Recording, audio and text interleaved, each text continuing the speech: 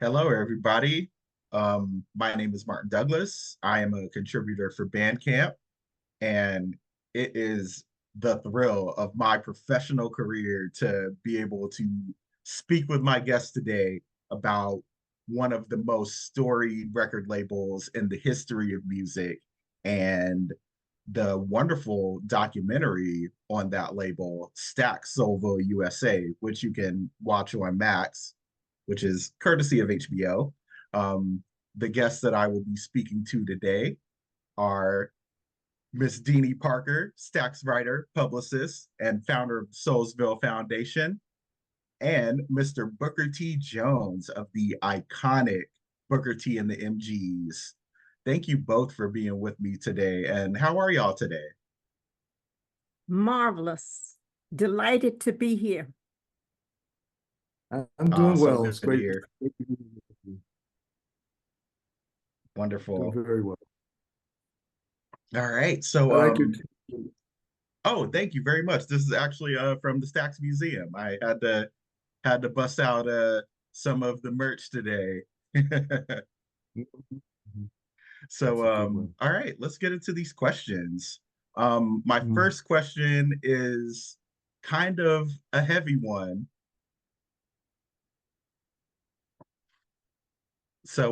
Yeah, my first question is kind of a loaded question, but I like to start off interviews that way. It is for both of you, and the question is, what do you think Memphis, the city, and the character of the city contributed to the Stax sound? Deanie? Oh, wow. Well, um, as I understand, and I'm saying it this way because I'm not a native Memphian, but it has always been my understanding that Memphis was the first major city in the South or in this region when people were leaving Mississippi, Alabama, Georgia, and headed north as a part of the migration to the north, people going to Detroit, to Chicago, and to Los Angeles.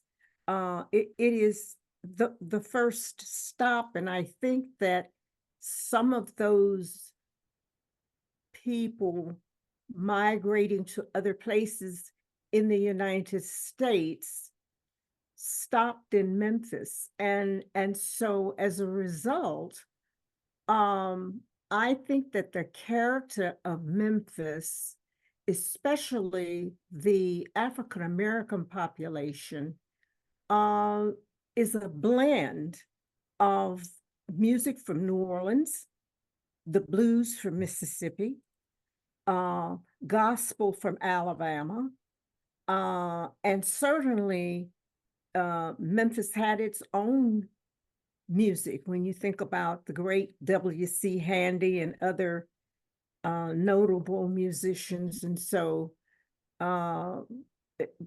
Memphis is a gumbo, if you will, of music. So I think that the character of Memphis is what it is because we were we were the first major stop to something better that in life that people hoped for as they were leaving the South. Mhm. Mhm. Yeah, I feel Memphis was one of those cities that, because so many people did come through and stop in Memphis, and many stayed.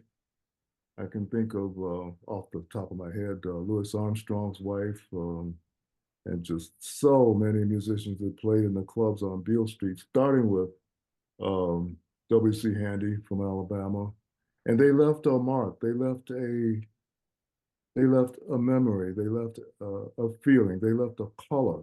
They left a way of doing things that's uniquely Memphis, that did move on to Kansas City, Chicago, Los Angeles, New York.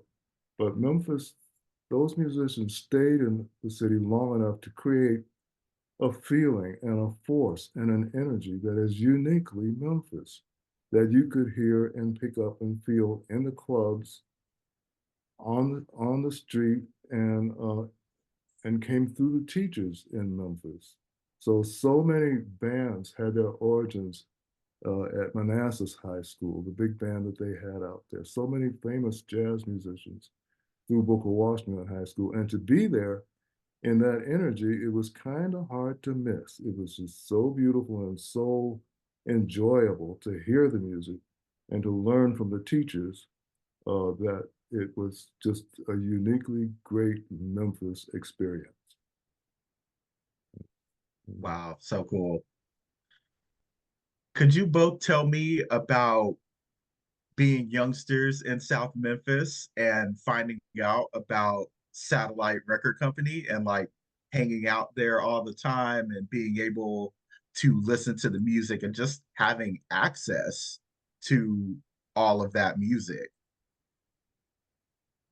Booker, your story is so exciting. It is so interesting because that's Thank your you. stomping ground. Well, for me, it was great to find Stax. I was soliciting customers for my paper route on my bicycle when I went off the route of my bicycle and went a little further down Macklemore Avenue than I should, and I saw this record store down there.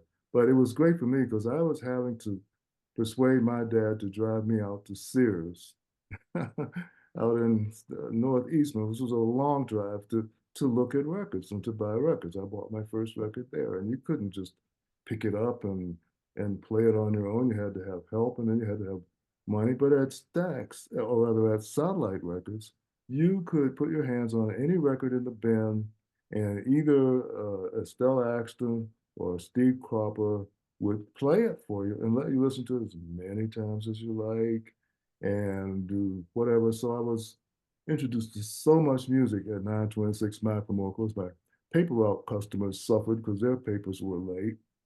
I had to make sure that 926 Macklemore was at the end of the route rather than during the route. So that's kind of how it started for me.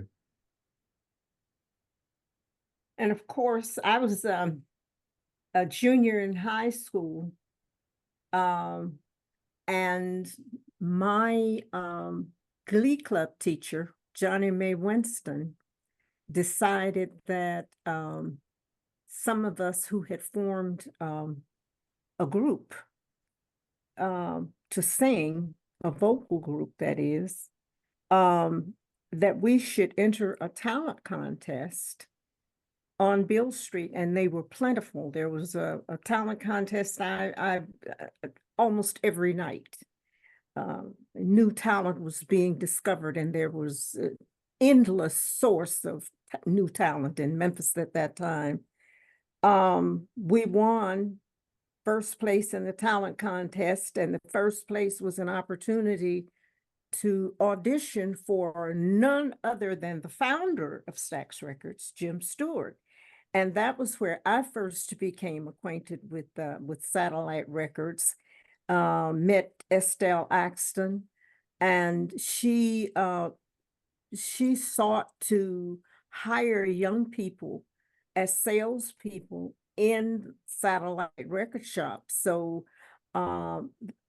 Satellite Record Shop is responsible for having given me an opportunity to use my Social Security number for the first time, because that's where I got my first check from. Nice. This question is for Mr. Jones. You were a session musician when you started working at the studio in Stax.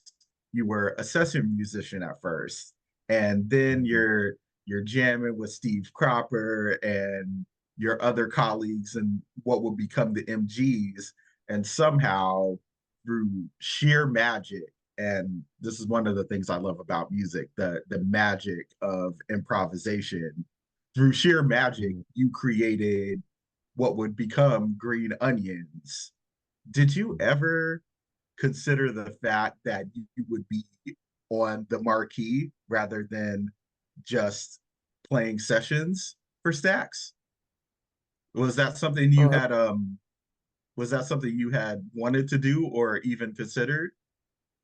well, no, that wasn't in my sights at all. I was very happy to be making uh, $15 in one day for a session working for the engineer Chips Moman. He's the one that would call me and hire me for all the sessions playing piano.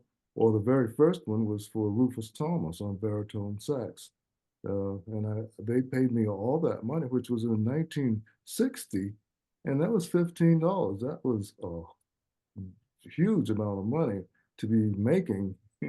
I could buy my own clothes. I mean, I was in, so I was very happy being a session musician there as a 10th grader at Booker Washington High School. I never dreamt that I would have, make a record under my own name or be able to play my own music. So yeah, Chips Moman was the house engineer and the person who was pretty much responsible for connecting with the musicians to bring them in the studio off the street many times. And Jim Stewart was a full-time bank employee at Union Planters Bank. He didn't get there until 3 p.m. because he had a job at the bank. So no, I never foresaw that. That's amazing. All right. This question is for you, Miss Parker. How did you go from working at the record store to doing publicity for Stax? Hmm. Well, let's see. I'm going to take you the shortest route here. Um, the reason that I auditioned, I forgot to tell you, is because I wanted to be the brightest, the best female vocalist that Stax Records would sign next to Carla Thomas, who was already there. And by the way, Carla's talent and success influenced my taste or my interest in wanting to be a recording artist. And so, of course, those things don't happen overnight. You have to have material and you have to, do the session. And then there's the process of pressing the records and there's the promotion and so on. So in the meanwhile, I had the opportunity to work at Satellite, but I also did some Girl Friday things, if you will, because at that time we had to send demo records out all across the United States to DJs so that Green Onions could get some airplay, and Last Night on the Marquees and 'Cause I Love You and Rufus and Carla Thomas. So uh, I developed an interest in communication. And when my career did not take off as I thought it would, so that I could compete with the Tina Turners and the Gladys Knights of life, I think Jim Stewart was pleased that I came to that conclusion on my own, that that I might be better off functioning in an administrative capacity. And he and I talked, and he offered me an opportunity to begin to learn how to become a publicist on the job, if you will. And so that's how I transitioned from a wannabe artist through Satellite Records and into Stax Records. Nice. So Yeah, how did it feel? Oh, go ahead. Yeah, absolutely. May I interject that Deanie brought us a song entitled My Imaginary Guy, which everyone loved. And everyone fell in love with Deanie, her artistry, her personality, and everything about her. Now, that was before you got hired as a publicist. But that song endeared us to you, Deanie, and that was your first gift to. Thank you. Thank you. I appreciate that.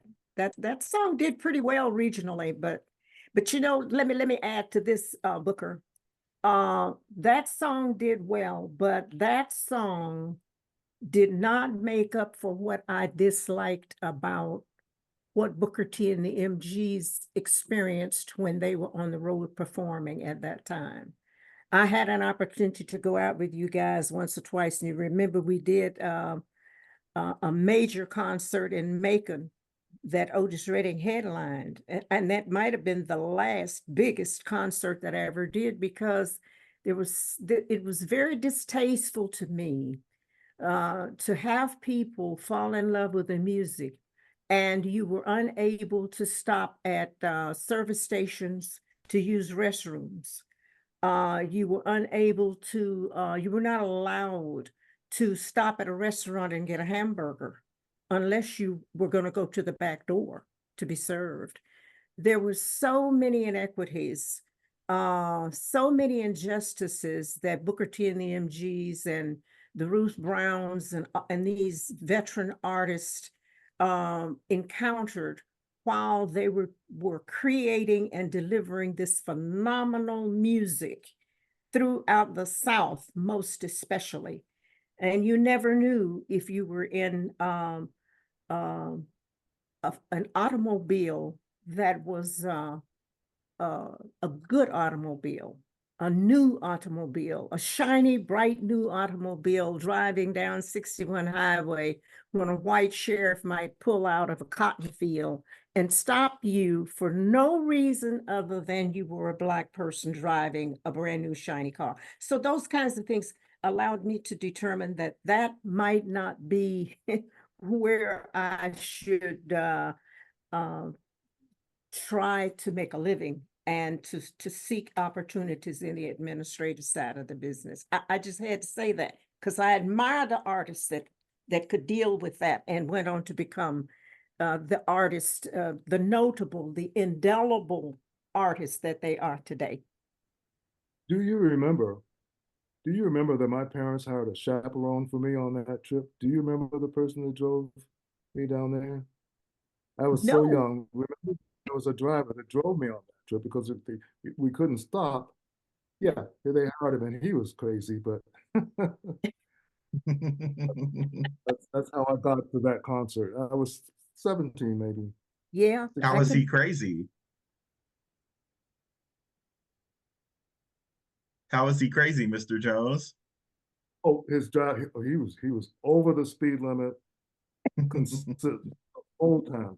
I mean, oh, he was one of those people that hung around 926 Macklemore. I'm sure you know him once if I could remember his name. But yeah, he was a crazy driver. He drove crazy there and back.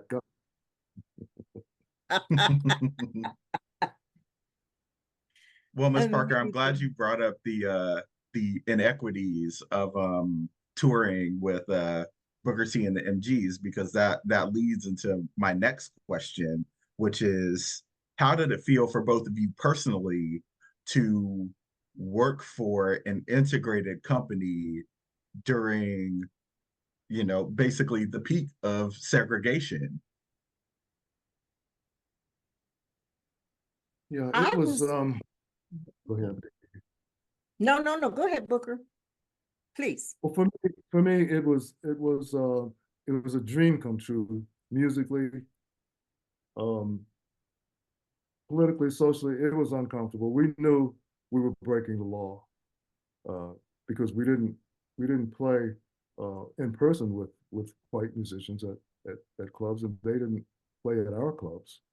So, but we knew that it was a violation, but it just felt so good and it worked so well and we had so much fun, and nobody really knew until some of the songs started to become hits. The Marquis had a hit, and they had Floyd Newman playing the famous baritone sax line on the song, and they had Marvell Thomas playing the piano, and they were Black, and people didn't know if the band was Black or white, and so they had to quickly find some white musicians to fill in because they weren't ready to break the news that this was happening over there.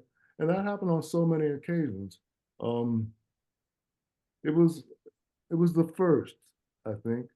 Well, I don't know. Maybe Muscle Shoals was also uh, integrated in the studio, but it was a first, and it was um, that part of it was uncomfortable, but the actual work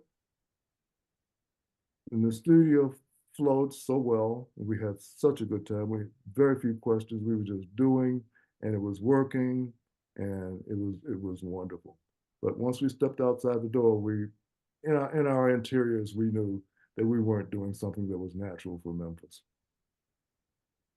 And my experience was a little bit different because I did not grow up in Memphis, but rather the southern part of Ohio, where West Virginia and Kentucky come together there, Ashland, Kentucky, Huntington, West Virginia, that area.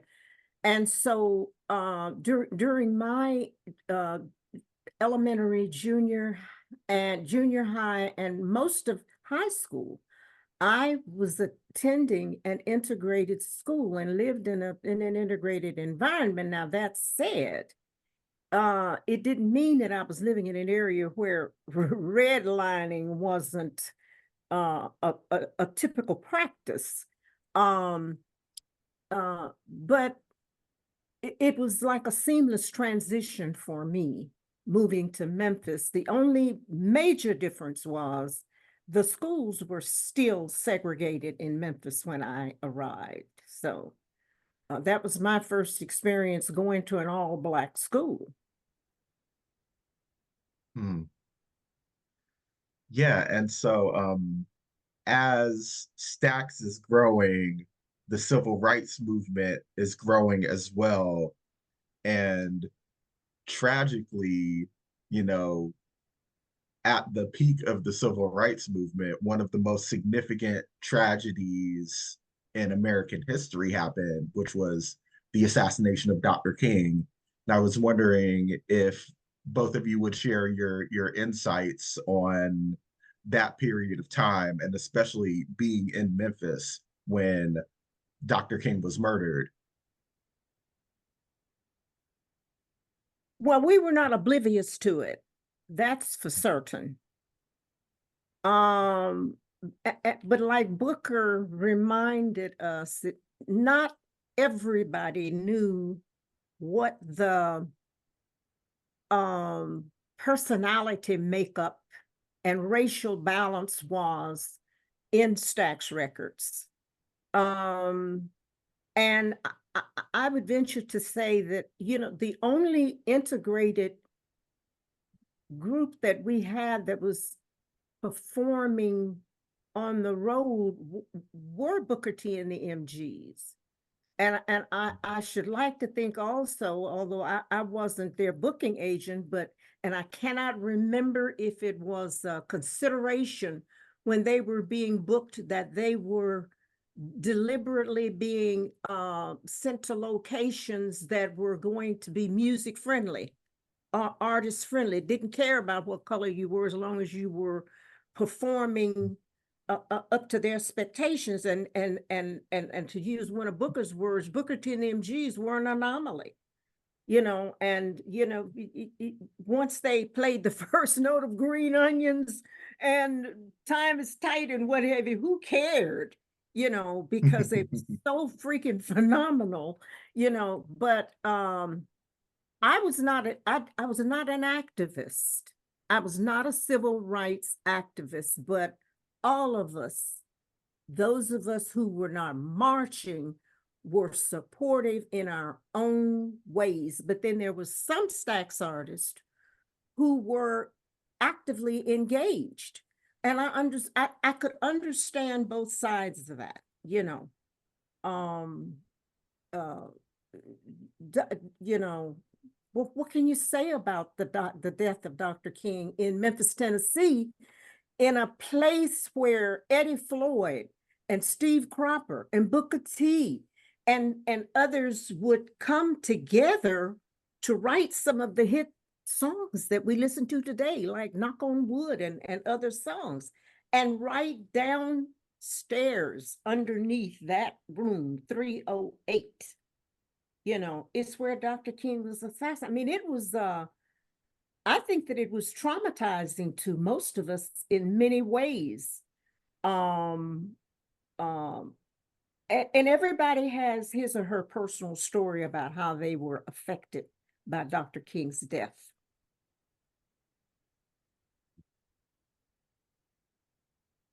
Yeah, room 308. I think that was the last time I saw Albert King in that room. That's where he stayed. He liked that room. Um, and that was just such a big shock for that to happen. Any place, especially that place. Yeah. Mr. Jones, in the documentary Soulsville USA, you talk about how Dr. King's assassination kind of left a division in Booker T and the MGs. And I was wondering if there were any concrete signals or like anything obvious to you after Dr. King's death that led you to feel that like, oh, like they don't really understand what we as African Americans are going through in this time of our lives. Yes, Martin. The most obvious thing was the silence, the lack of a reaction.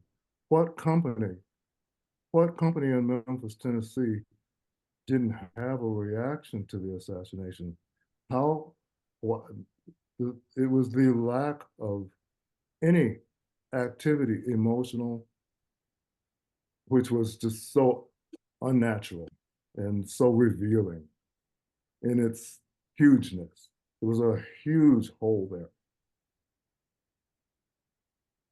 So yeah, after after the assassination of Dr. King and the death of Otis Redding and Stax getting basically cut off from Atlantic Records, the label had to rebuild. Could you both talk to me about what went into rebuilding Stax and all of the work that you all had to do? Yes, Deanie and Al got together and came up with a rejuvenation plan, a big plan, and it was a big push. It was a big creative push. It was a big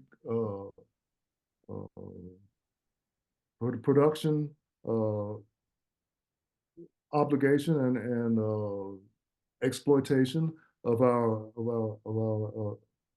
ability to make music, and a large presentation. Deanie, what was the name of that presentation that you and Al came up The with? Soul Explosion. That was the name of it. Yeah, And the so Soul Explosion. we went into 24-hour mode because the Yeah, company lost has lost all its yeah, product to another company. So yeah, Stax had to resuscitate itself. And yeah, but it was fun. We did it. We got in there. We started got on schedule, and people started writing new songs and yeah, having recording sessions. We got ourselves back on the map. yeah, yeah. And that really does speak to the spirit of the creative musicians and producers. And they're namely Booker T. Jones, Donald Duck Dunn, Al Jackson Jr., and who am I missing? Steve Cropper and Steve Cropper. I'm sorry. And Isaac Eddie Hayes and David Porter Porter. and They worked Marvell hard. Tom. I mean, you know, I'm sorry. Go ahead, Yeah, Booker. yeah, all those people worked hard. The writers, Betty Crutcher, uh, Homer Banks. Yeah, Betty they Crutcher, dug Homer deep and Banks. came up with they dug down deep, came up with good product for Johnny Taylor, and put him back on the map. And Isaac became a creative giant when Right, called upon. right. He was a he was a back player. Isaac was never a star at Stax. He never expressed that. But when Al asked him to do an album, he did an album. Mhm, And it was just a wonderful. mhm, mhm. So I we mean, had the talent there. And that was that was unbelievable because everybody bought into what it was the soul explosion was created to achieve. And as Booker said, if we had not made that move with the kind of determination that was on exhibit through that year, there would not have been a Stax Records Part 2 because we had no catalog after our relationship with Atlantic Records. And Al Bell was the motivator. Everybody threw their support behind the effort.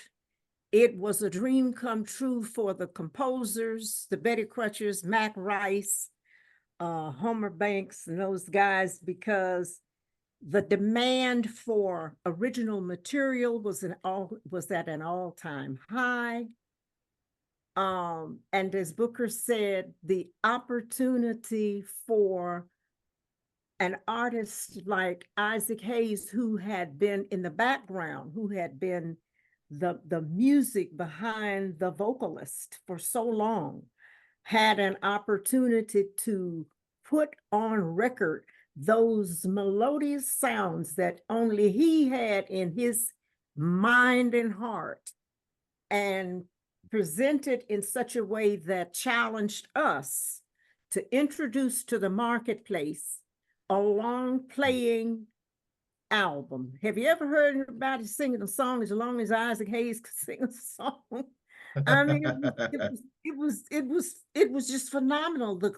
The opportunities for unparalleled music creativity were in the air. We seized it and we delivered and we celebrated in the end because we had succeeded. now you're I listening love to that. one of the major forces and one of the major factors that Stax is still alive today.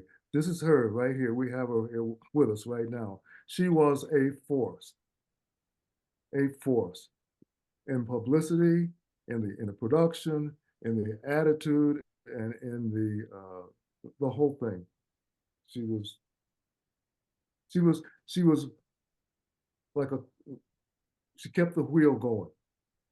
You know, she I remember you getting some advice from some of the big New York publicity companies and applying that advice to Stax, and it worked. Mhm. It worked. The world ended up finding out about us because of you, Deanie. I really appreciate that. Thank you, Booker. Thank you. So I have one more question before we take it to the viewers of this interview, this chat, and haven't gotten any questions yet. So if anyone wants to ask Mr. Jones or Miss Parker a question, feel free to drop it in the chat. But I wanted to know, Miss Parker, about the Soulsville Foundation. What went into creating it? And yeah, like just tell me everything that you want to divulge about that wonderful foundation.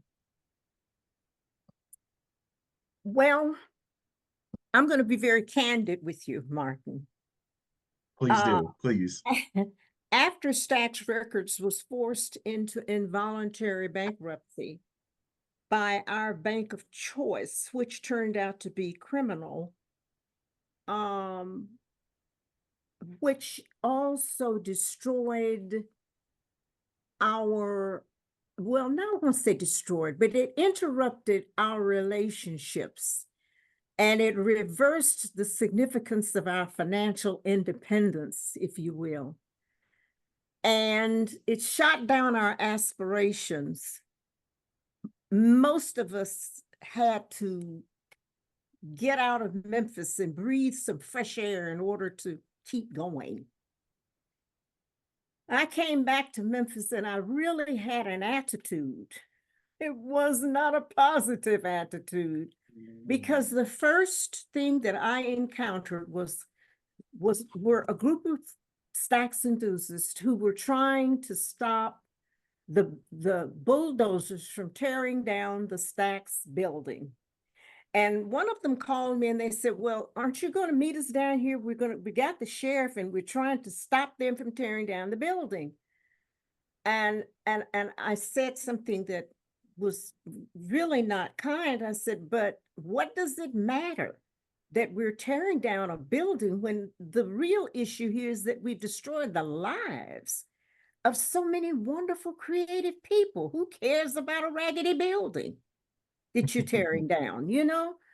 And so God works in mysterious ways.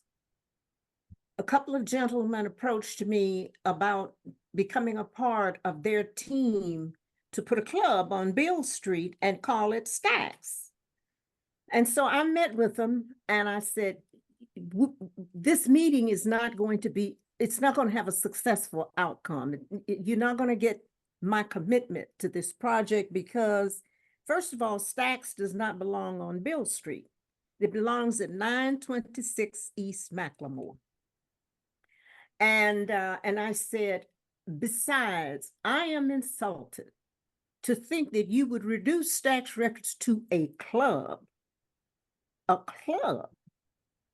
you know? And so they said, well, we can take $80,000 and we can do a club, you know? I said, yeah, but you're going to do it without me because I'm not going to participate. And so they said, well, what would you do? I said, well, I've had a vision, if you will, that we ought to have a Stax museum. And they said, a Stax museum? Do you know you're talking about $6 or $7 million? I said, hey, it's either my way or no way when it comes to this club down here on Beale Street being named Stax.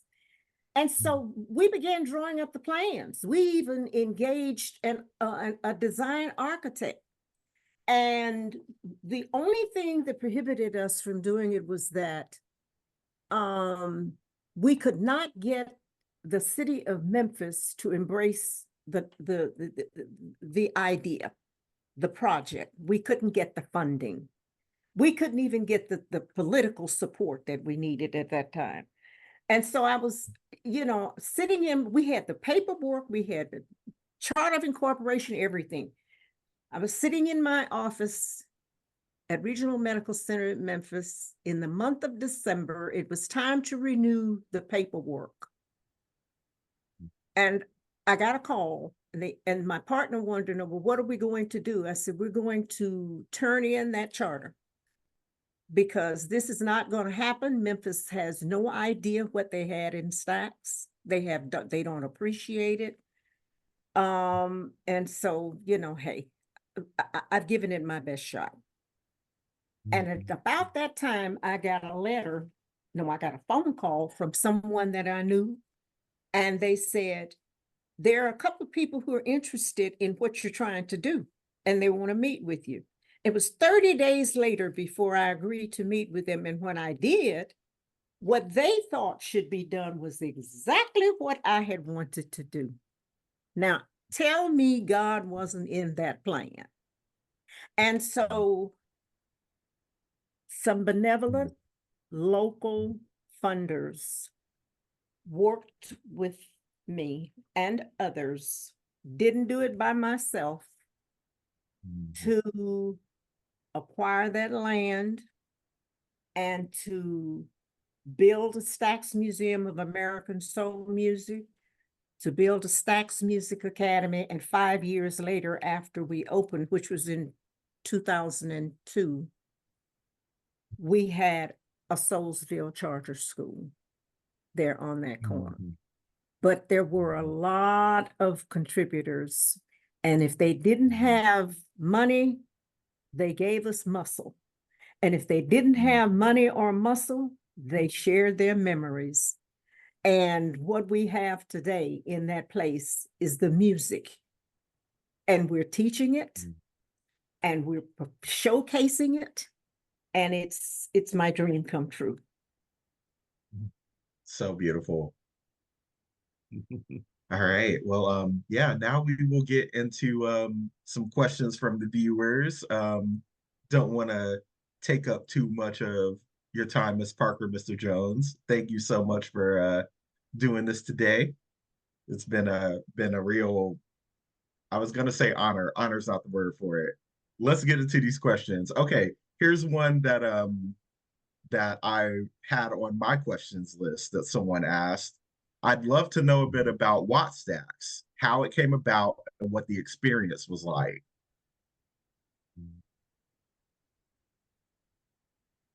Oh, I've been talking so much. Should I Deanie, go for it, Booker? you know the story. Tell the story. Tell the story, Deanie. Okay. So Wattstax was Stax Records' effort to give back to the community that had supported it. It was an extension of our social consciousness. Al Bell and Jim Stewart believed that we had been so blessed at Stax Records, having been put on life support once and we came back and here we were with an opportunity to go to Los Angeles and help the people who had just come through the Watts revolt, I believe it was. They needed assistance. They needed a morale booster as well. They needed to know that they were somebody and that we appreciated their support and the support of people that looked like them throughout America and the rest of the world. And so it was also an opportunity for us to invite all of our Stax artists who wanted to be a part of that effort, that movement, to join us on stage in Los Angeles in front of 112,000 of them so that they could hear what it was that we were doing at Stax Records every day and that we had been doing since the late 50s, if you will. And that resulted in a documentary. And I just found out the other day, if you've had the opportunity to watch the HBO docuseries, I just found out through an interview that a young man who from the age of 14 or 15 wanted to become a cameraman. And in Los Angeles, there were no Black people behind the cameras in that area, in Hollywood. Mm-hmm. And it was through Wattstax, it was through Al Bell and Larry Shaw's decision to have Black cameramen and producers and technicians that somebody opened the door for him. And he has gone on to become one of the greatest cameramen that there are. And they have an organization, some of those same cameramen who got their start at Wattstax have congregated on the East Coast, and they are doing the same thing for young Black people today who are seeking an opportunity to break into the industry, you know. And so that's Wattstax. And it's a classic. Yeah, yeah, totally agree. Mr. Jones, did you attend Wattstax? What did you think of the whole presentation? No, I was otherwise occupied at that time, but I was aware of it and very proud of how it was done, and I'm familiar with the story about the cameraman, and it was just a great event. Yeah. All right, I'm gonna pick one more question, and it's a perfect one for us to end this conversation on. Do each of you have a favorite Stax record? And if you do, what is it and why? Well, my favorite Stax record, It's probably green onions. So there's actually another question I in the know That's it's a, chat. okay. Will you tell the story behind the name Green Onions while you're talking about what, how it came to be, how the song came to be? well, the bass player was pretty much accurate when he said that song is funky. It smells like funky onions, and that's what we should name it. And he was right. But as usual, Mrs. Jackson came in and said, you can't name a song Funky Onions in this day and time. It's not going to get played on the air. So she says, why don't you change it to Green Onions? Well, yeah, that makes sense. And that's what we did. But it's just one of those little pieces of music. I remember driving across the West Memphis Bridge, and it came on the radio, and oh my God, I became a fan of of it. I know that sounds egotistical, but it's one of my favorite Stax records. As it should be, Booker. That should be your favorite. And I think that my favorite, I have many favorites, but this one rises to the top, and I think it's appropriate for me to reveal how I feel about it. It's Time is Tight. And the Oh my, reason that it's Time is Tight is because I had an out of body experience with this song. When we were celebrating the grand opening of the Stax Museum of American Soul Music, we had a major concert. Al Green joined us, and Solomon Burke and Mac Rice, and it was a great event at the Orpheum Theater here in Memphis. Booker T and the MGs performed. Rance Allen, when that man performed, you could hear a pin drop. It was just magical.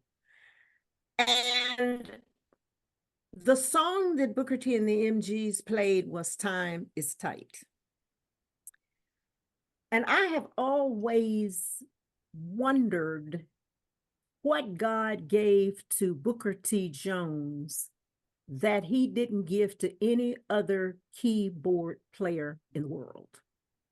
And I still am unable to define it, but I felt it when he performed along with Steve and Duck and Steve Potts, because Al Jackson Jr. was not with them at that time.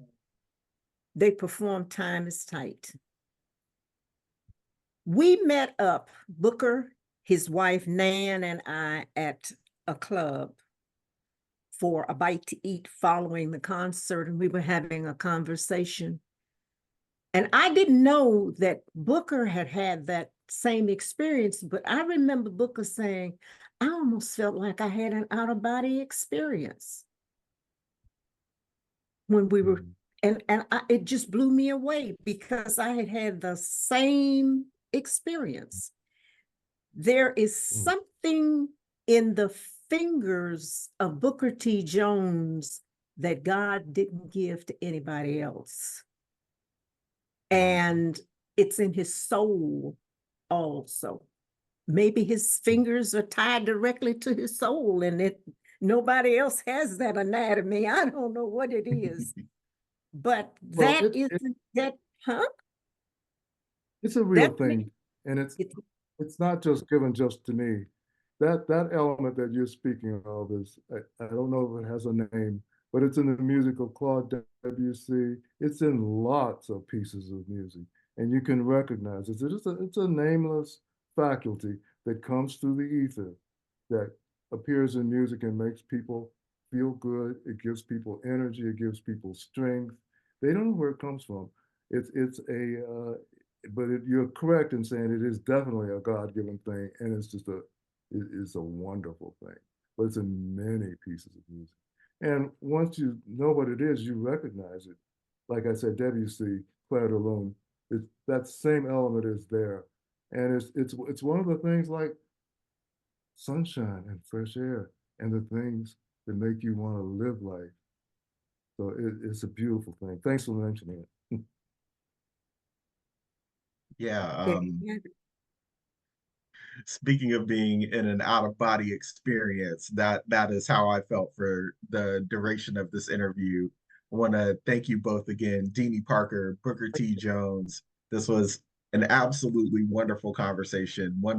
Honestly, one of the highlights of my life. So I'm deeply thankful for both of you for talking to me today. You're welcome. Thank you for inviting us. All right, and for Bandcamp, I'm Martin Douglas, and that's all, folks.